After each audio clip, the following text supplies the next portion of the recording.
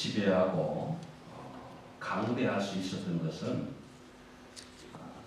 두 가지 이유를 철학자들이 밝히고 있습니다. 첫째 하나는 신을 두려워했다. 그 다음 이유는 가정을 소중히 여겼다. 로마 제국이 신을 두려워하고 가정을 소중히 여겼을 때에 세계를 제패할 수 있는 큰 힘을 가지고 있었다. 로마 제국이 멸망하고 난 뒤에 많은 철학자들이 왜 그렇게 강성한 로마가 멸망했을까? 그 이유를 이렇게 밝혔습니다. 첫째는 윤리와 도덕이 없었다. 윤리 도덕의 부재였었다. 두 번째는 가정이 붕괴되었습니다. 윤리와 도덕이 없어지고 가정이 붕괴되면서 로마 제국은 그 강성함을 다 잃어버리고 무너지고 말았다. 그래서 한 철학자가 로마를 향해서 이렇게 외치고 주고받습니다. 애국자여 가정을 지키시오. 나라를 사랑하려면 가정을 지켜라. 그렇게 외치고 그의 생을 마감했다는 기록이 있습니다. 오늘 사도행전 10장 1절에서 8절까지 소개되는, 물론 그 뒤에도 계속 소개가 됩니다만 아주 신앙을 지키고 가정을 잘 지켜갔던 한 사람이 소개가 됩니다. 그 이름을 고넬료라고 하는데, 이 고넬료라는 사람은 신앙생활, 교회생활, 믿음 생활을 하기가 참 힘들었던 사람입니다. 굉장히 어려웠던 사람. 좀 표현을 쉽게 해서 예수 믿기가 엄청나게 어려웠던 사람이다라는 것입니다. 왜 그렇게 어려웠던가 하면, 우리 저와 여러분 가운데서도 예수를 믿고 생활하는 신앙생활을 하기가 굉장히 힘드신 분이 있을 것입니다.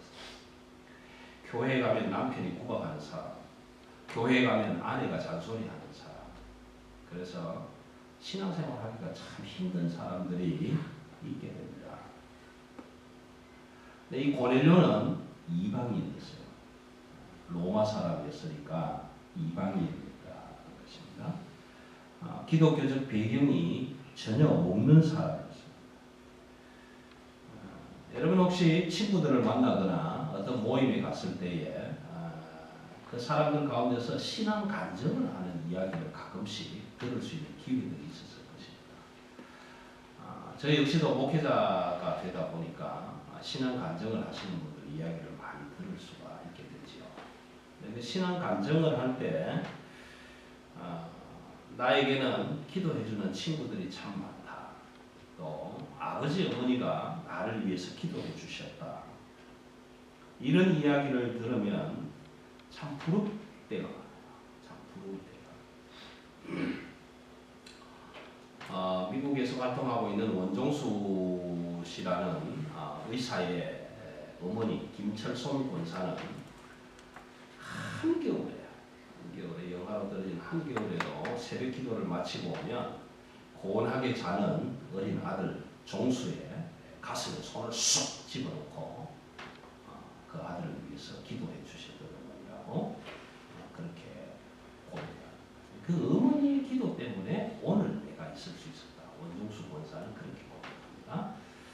미국에서도 이름 있는 암 전문의로서 활동하고 있는 그 신앙인이 고백하는 고백을 들으면 나에게도 그런 엄마가 좀 있었습니다. 아무리 추워도, 아무리 날씨가 비바람이 불어와도 새벽 기도에 가셔서 새벽을 깨우면서 기도하시고, 집에 들어와서 자는 아이들 잠 깨울까봐 걱정하지 않고 따뜻하게 자는 아이들 가슴에 손을 쑥 집어넣고 그 냉골 얼음 같은 손을 집어넣고 그 아들을 위해서 기도해 주는 엄마. 나도 그런 엄마가 있었더라고요. 나도 그런 아버지가 있었다.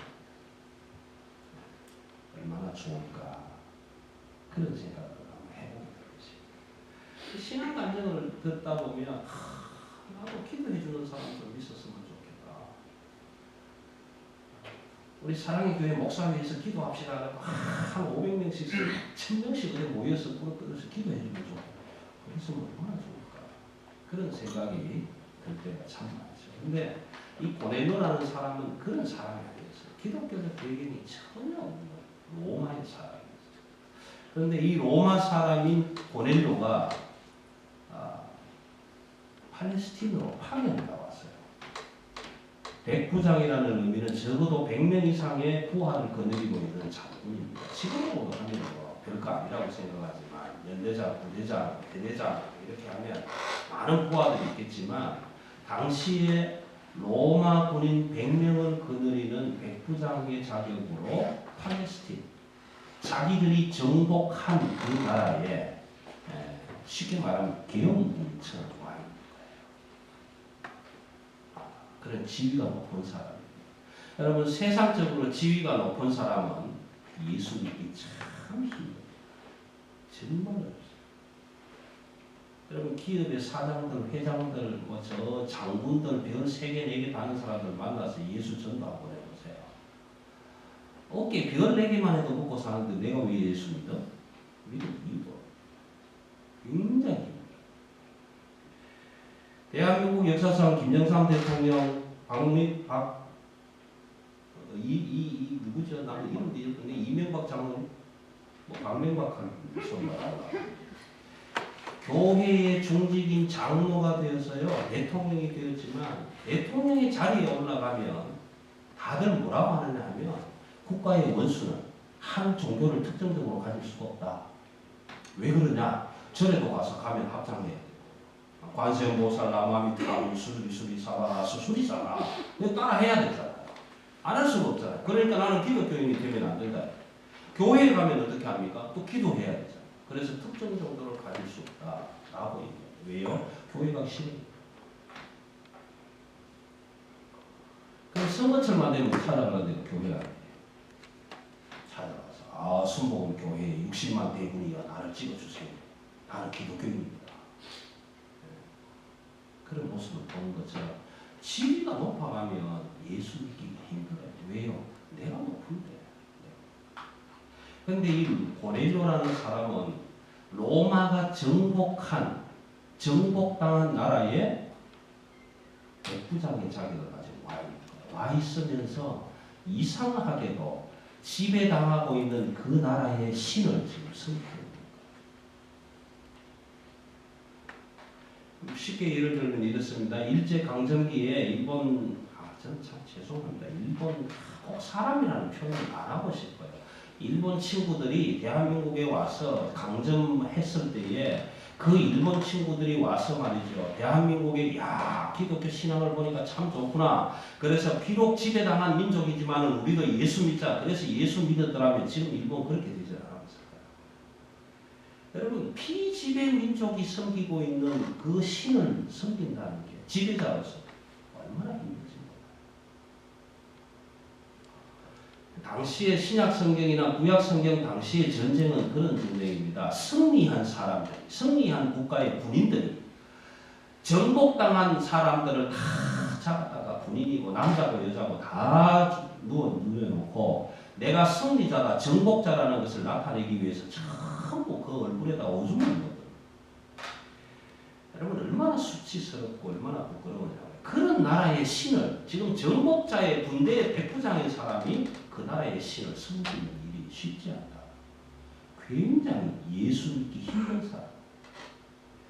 그렇게 힘든 자리에서 예수 그리스도 하나님 신앙을 가지고 있다는 것은 엄청난 이변이에요. 기적이에요. 제가 목회자가 된 그 기적 중의 기적. 왜요? 죽어도 안 한다고 그랬습니다. 목사 시키려고. 죽이기 싫어서 목사 시킨 거 아닙니까? 기적 중의 기적. 여러분 가운데 나 진짜 예수는 안 믿어. 내가 죽었으면 죽었지 예수 안 믿어 하는 사람들요. 기적 보게 돼요. 왜요? 하나님이 사랑하시니까 죽일 수는 없고 예수 믿게 만들 거라. 그런 기적이 일어나요. 이 고넬료가 지금 그런 기적 속에 있는 거예요. 그럼 신앙생활이 뭘까? 여러분 오늘 하나님의 은혜로 우리 사랑의 교회에 이렇게 모였는데 신앙의 깊고 높음을 떠나서 여러분 스스로 한번 질문해. 신앙생활이 도대체 뭐냐? 내가 신앙생활을 한다는데 나는 신앙생활을 뭐로 하고 있는가? 한번 생각해 보실 수 있어요. 그러니까 우리가 믿음으로 살아간다는 것이 뭘까? 궁금하지 않으세요? 내가 예수 믿는 사람인데 내가 예수 믿는다는 게 도대체 뭘까? 여러분 한번 잘 생각해 보셔야 돼요. 오늘 하나님의 말씀에 의하면 예수를 믿는다, 신앙생활 한다는 것은 하나님과 바른 관계를 가지는 거예요. 바른 관계. 내가 하나님과 어떤 관계성을 가지고 있는가, 이게 신앙생활이에요. 그리고 두 번째는 이웃과 어떤 관계를 가지고 있는가.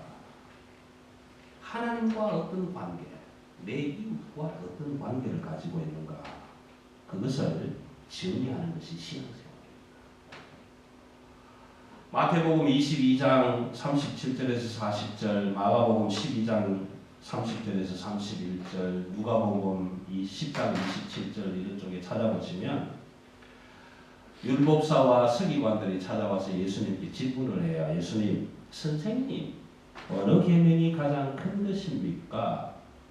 어느 계명이, 어떤 율법이 가장 큰 율법입니까? 그렇게 물어요. 여러분 기억하세요? 어떤 율법이 가장 큰 율법인지, 어떤 계명이 가장 큰 계명인지 다 잊어버리셨습니까? 서기관과 바리새인들이 와서 물었을 때 대답을 이렇게 해줍니다. 네 마음을 다하고 목숨을 다하고 뜻을 다하고 힘을 다하여 주 너의 하나님을 사랑하라. 그리고 네 이웃을 내 몸과 같이 사랑하라. 이것이 가장 크고 첫째 되는 계명입니다.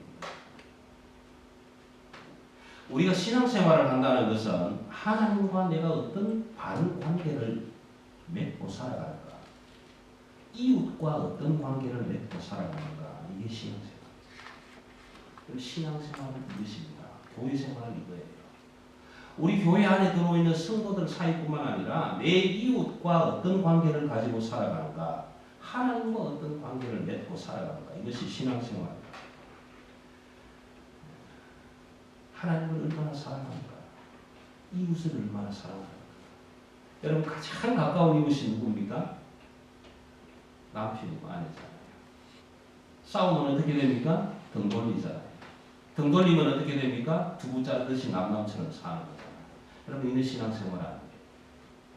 신앙생활은 내 이웃을 얼마만큼 사랑하고 있는가, 하나님을 얼마나 사랑하고 있는가, 이게 신앙생활. 그렇다면 사랑한다라는 게 뭔가? 꼭 저희 중고등학교 아이들하고 막 이야기 나누는 거거든요. 사랑하는 게 도대체 뭘까? 수많은 사람들이 노래하고 그랬잖아요. 사랑은 눈물의 시야. 사랑 누가 말했나? 그 사랑이 도대체 뭘까? 사랑이 뭘까? 사랑할 때는 어떤 일이 일어날까? 하나님을 사랑할 때 어떤 일이 일어날까? 이웃을 사랑할 때 어떤 일이 일어날까? 저 개인적입니다.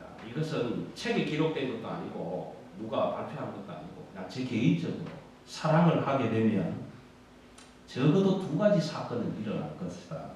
첫째 사건이 뭐냐 하면 같이 있고 싶다. 같이 있고 싶다. 사랑하면 같이 있고 싶다. 그렇습니까? 저만 그런 것입니까? 사랑하면 함께 있고 싶어집니다. 사랑하기에 헤어진다는 그 말 나는 믿을 수 없어. 틀려. 사랑하는데 왜 헤어져요? 함께 있어. 같이 있고 싶어지는 거예요. 그 다음 사랑할 때 어떤 일이 나는가? 다 주고 싶어. 뭐든지 주고 싶어.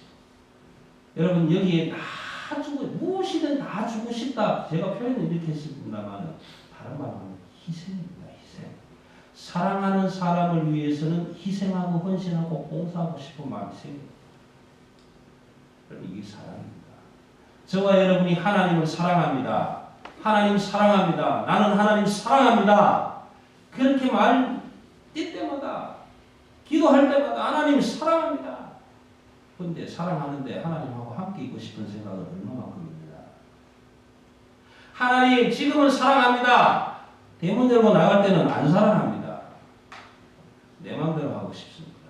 이건 사랑이야.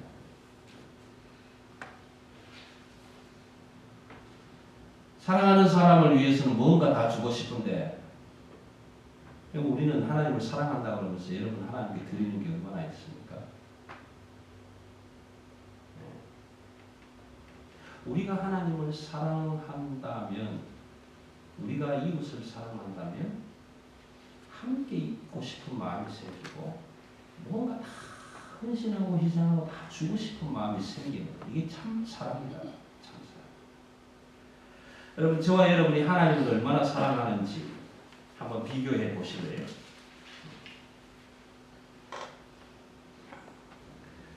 내 너를 위하여 몸버려 피 흘려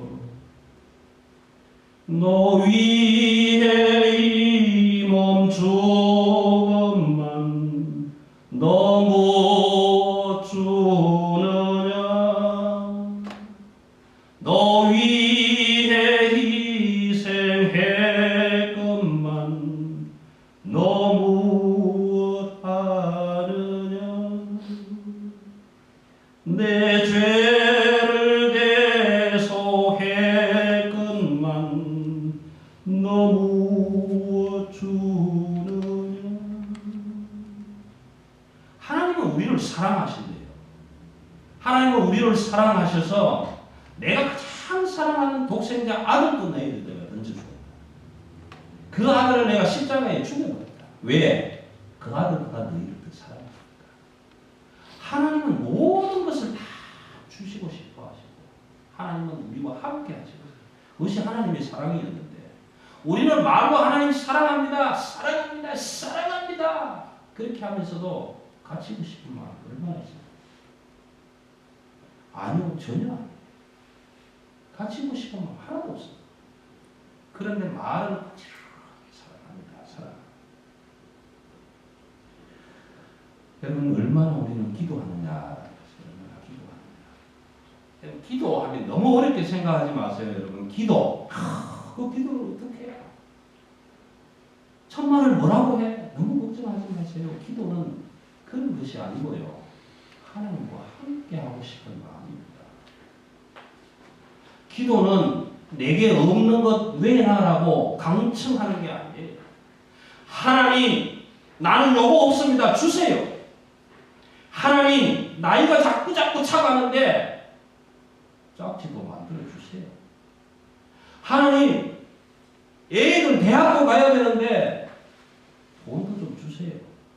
없는 것 왜나라고 간구하는 것이 기도가 아니에요. 기도는 하나님, 내가 하나님 사랑합니다. 그래서 하나님 함께 있고 싶습니다. 여러분 기도는 영혼의 호흡이라고 합니다. 영혼의 호흡인데 우리가 호흡을 하면서 육체 따로 호흡 따로 숨 따로 몸 따로 그렇게 하지 않잖아요. 숨과 호흡은 함께 있잖아요. 우리 영혼의 호흡이 되는 이 숨쉼은 하나님과 함께 하는 거예요. 하나님 오늘 같이 있고 싶어요.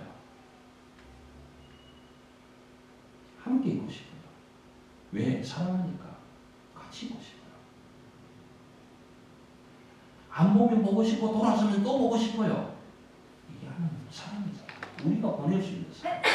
하나님은 내 너를 위하여 몸부림에 피 흘려 아들을 죽었건만 죄를 용서해 주었건만 십자가에 못 박았건만 너희는 도대체 뭘 주냐 나한테. 하나님 나는 줄 거 없어요. 드릴 것 없어요. 아무것도 없어요. 그런데 하나님 사랑하고 싶어요. 어떻게? 같이 있고 싶어요. 함께 있고 싶어요. 이 순간에도 하나님 함께 있고 싶어요. 나 하나님 사랑해요. 그 함께 있고 싶은 마음이 기도입니다.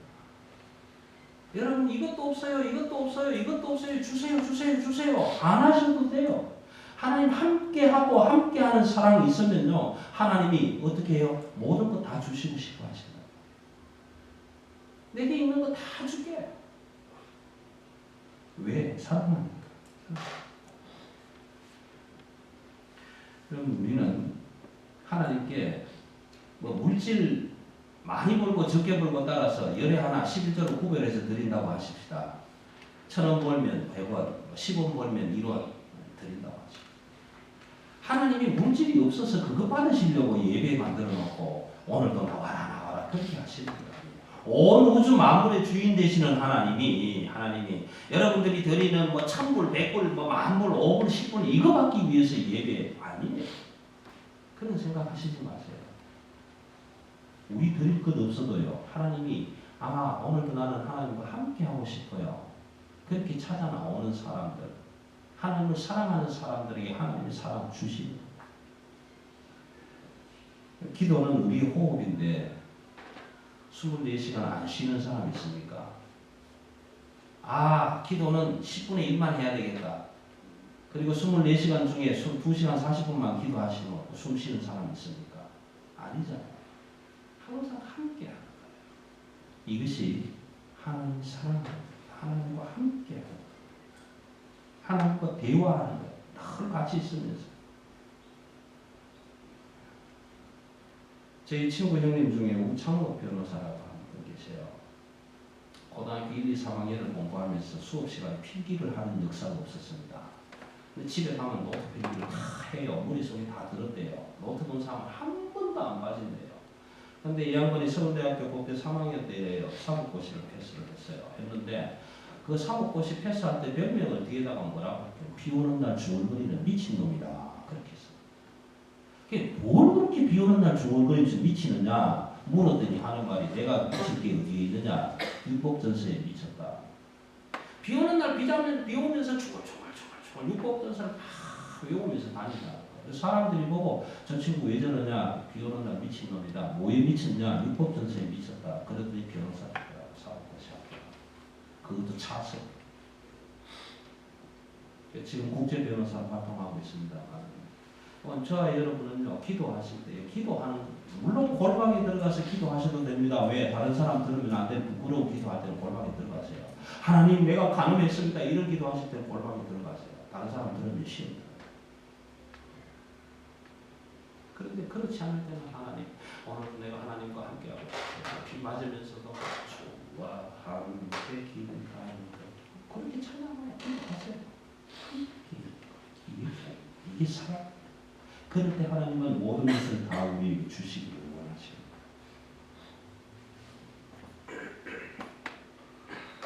찬송가 364장은 옛날 찬송가에는 4분 가까이 찬송이었는데 요즘 찬송가에는 364장이 뭐냐면 내 기도하는 한 시간 이런 찬양이에요. 내 기도하는 그 시간 그때가 가장 즐겁다. 정말 그렇습니까? 내 기도하는 그 시간 그때가 가장 즐겁다. 정말 여러분들 기도하는 그 시간이 즐거운가? 즐거워야 돼요. 왜? 하나님과 함께 있기 때문에 즐거워요. 이게 우리의 신앙생활이에요. 신앙생활이 별거 아니에요. 하나님과 함께 있기를 애쓰고 하나님과 기도하기를 애쓰고 그래서 그것이 그 시간이 즐거워질 수 있으면 그것이 신앙생활이다. 하나님 사랑은 이렇게 하는 거예요. 두 번째는 이웃 사랑입니다. 이웃을 얼마나 사랑하고 있는가.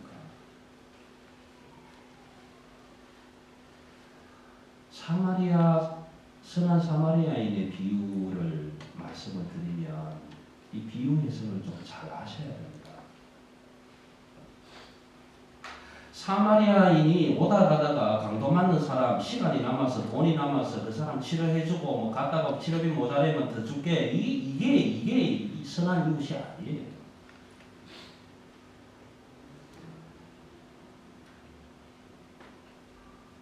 그래서 주님이 물었잖아요.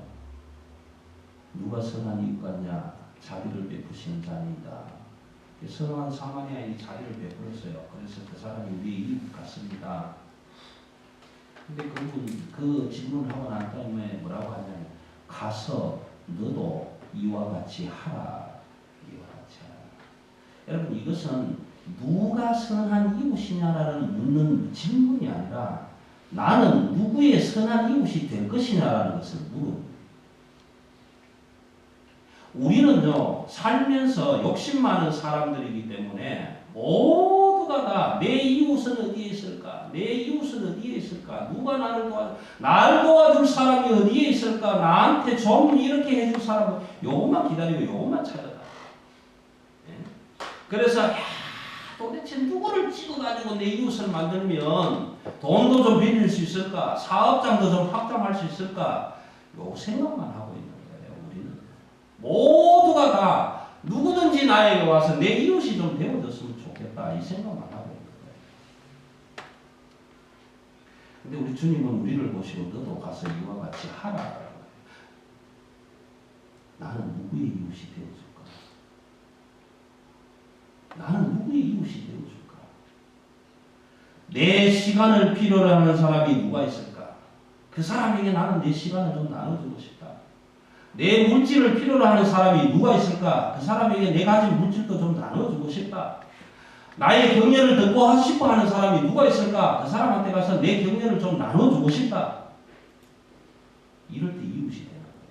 나의 모든 필요로 하는 사람을 만날 때마다 그들에게 그 자비를 베풀어야 그때 내가 그 사람들의 이웃이 돼요. 이웃 사랑은 이렇게 하는 거예요. 마태복음에는 산상수훈이 소개되고 있지 않습니까? 물론 신령이 가난한 자는 복이 있다. 천국이 저희 것입니다. 그 앞으로 가면 전제하는 조건의 말씀이 있어요. 누가 와서 여보게 자네 나하고 오리만 좀 같이 갈 수 있겠는가? 아니요, 바쁜데요. 그럴 리가 없는데요. 근데 하나님은 뭐라고 우리에게 말씀하십니까? 오리를 가자는 친구가 있으면 신도 가져라. 신도 가져라. 나를 필요로 할 때는 신도 가져라. 여러분 길을 가다가 어떤 사람이 찾아와서 손을 내밀며 여보시게 나 지금 몸이 추우니 자네 입고 있는 그 윗돌이 좀 벗어줄 수 없겠는가? 이 양반이 정신 나갔나? 비싼 밥 먹고 뭐 이런 헛소리야. 딴 데 가서 알아봐. 그렇게 지나가는 것이 아니라 이 사람이 내 윗돌이가 필요한 사람이구나. 그러면 그 윗돌이 벗어주고 속옷은 필요 없어? 속옷도 벗어드릴게요.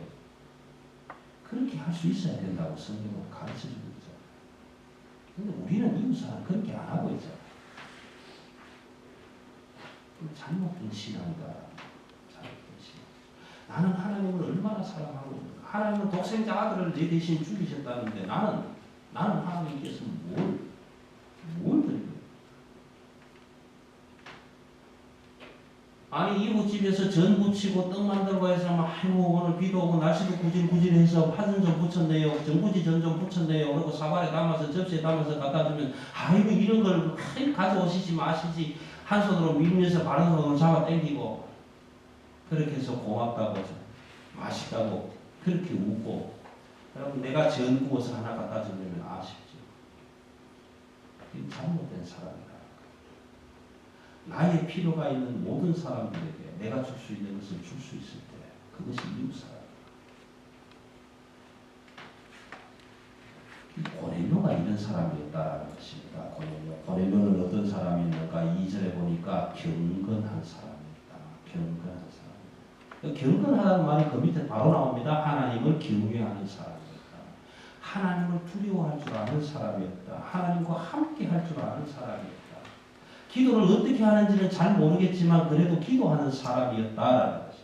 그리고 그 다음에 나오는 것은 구제하는 사람이었다. 구제가 일주일만 하고 끝나는 구제가 아니고 많이 구제하는 사람. 백성들은 많이 구제한 사람이었다. 그래서 많은 유대인들에게 로마 사람들에게 칭찬받는 사람이었다.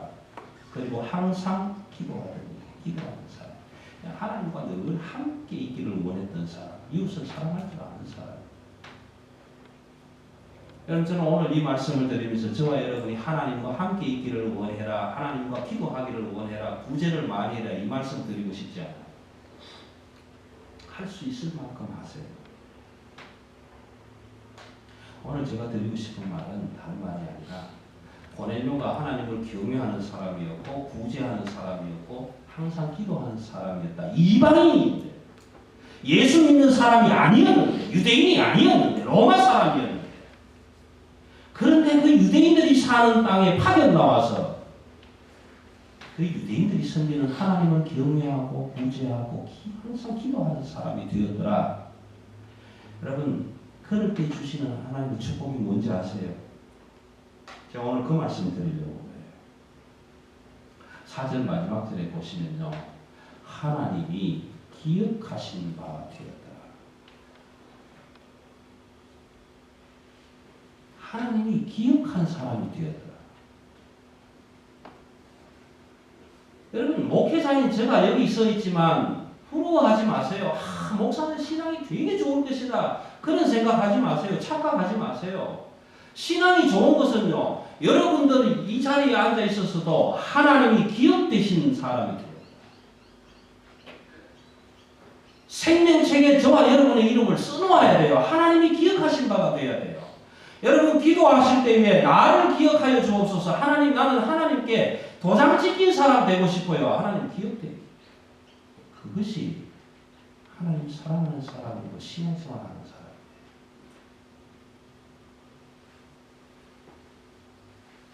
저와 여러분이 하나님을 두려워하는 마음으로, 하나님을 경외하는 마음으로 내 필요한 모든 것들을 필요로 하는 사람들에게 나의 시간도 물질도 격려도 모든 것도 다 내어줄 수 있을 만한 구제하는 사람으로, 그리고 항상 하나님과 함께 있기를 애쓰고 기도하는 사람이 되어서 여러분의 모든 이름들이, 여러분 자녀들의 이름이 하나님이 기억하신 이름이 되시기를 기원합니다.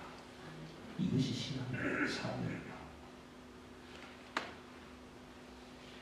여러분, 이제 겨울도 지나고 비도 그치고 꽃도 다 피었다가 떨어지고 날씨가 화사해지지 않았습니까? 창문을 좀 열어서 환기 좀 시켜야 되지 않겠습니까?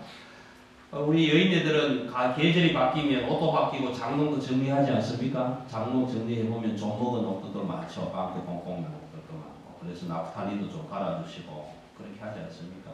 여러분, 집안에 귀한 냄새 좀 나지 않습니까? 오늘 돌아가시면 여러분 창문 좀 여십시오. 창문을 활짝 열어서 환기 좀 시키십시오.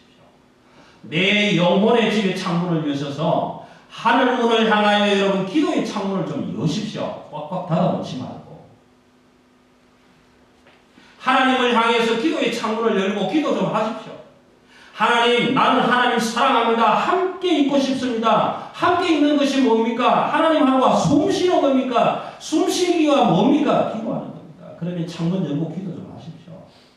그래서 하나님의 공기, 하나님의 성령의 역사가 그 창문을 통해서 여러분의 영혼의 집에 가득가득 채워져서 퀴퀴한 냄새나고 곰팡이 냄새나는 영혼이 하나님의 생명으로 가득 차서 좀 바뀌어지시길 바랍니다. 여러분, 창문 좀 여세요. 구제의 창문도 좀 열어보세요. 이웃을 향해서 창문 꽉꽉 닫아놓지 말고 창문을 열어서 혹시 내 도움이 필요한 사람이 없는가?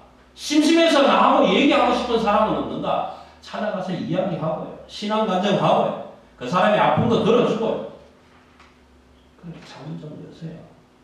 그렇게 여셔서 그 사람의 신앙 간증도 좀 들어보고요. 그 사람의 고통도 좀 들어보고요. 아, 이 사람 고통 간증 들어보니까 나는 정말 편하게 살았구나. 하나님 기도해 보시고요. 여러분, 우리 영혼에 곰팡이 나고 퀴퀴한 냄새 나고 추한 냄새 나는 거 창문 좀 확장 열어서 이 좋은 계절에 따사로운 햇볕 좀 집어넣고 좀 바꿔보자고요. 아주 싱싱하게 냄새 안 나게. 예?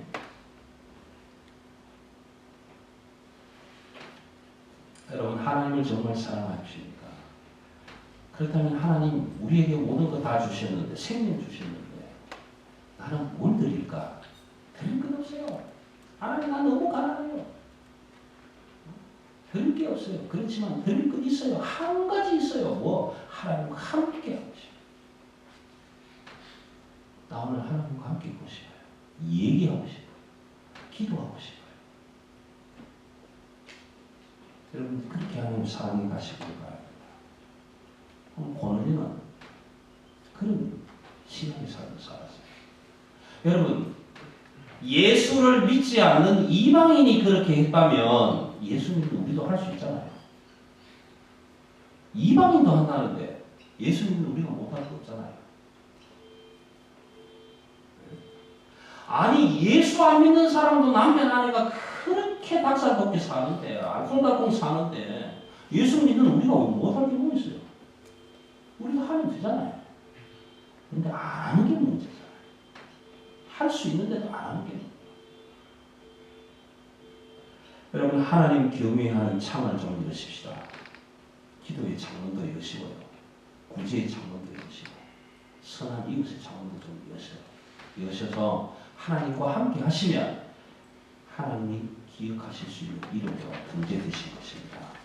저와 여러분의 꽉 닫힌 창문 좀 활짝 열어서 기도의 창문 열고 하나님 경외하는 창문 열고 세상을 향하여 닫혀있는 교회의 창문 활짝 다 열어서 먼지도 좀 털어내고 그래서 하나님이 주시는 그 성령의 역사하심을 받아서 구제도 하고 이웃 돕기도 하고 봉사도 하고 함께 이웃을 위해서 기도도 하고 말씀 묵상도 하고 간증도 하고 고백도 하고 나누기도 하고 그랬을 때에 하나님이 기억하시면 됩니다. 하나님이 기억하시면 여러분 제가 여기서 1년 12달 평생 70, 80, 90 되도록 기력이 있어서 설교 아무리 한다고 뭔 덕이 되겠습니까? 하나님의 이름책에 내 이름이 빠지면 무슨 유익이 있겠습니까? 오늘 이 한 시간 저와 여러분이 하나님이 계신 이 성전에 앉아있는 이 시간이 하나님과 함께하는 시간이 되셔서 저와 여러분의 이름이 하나님께 기억되는 이름 되시기를 주님의 이름으로 기원합니다. 기도하십시오.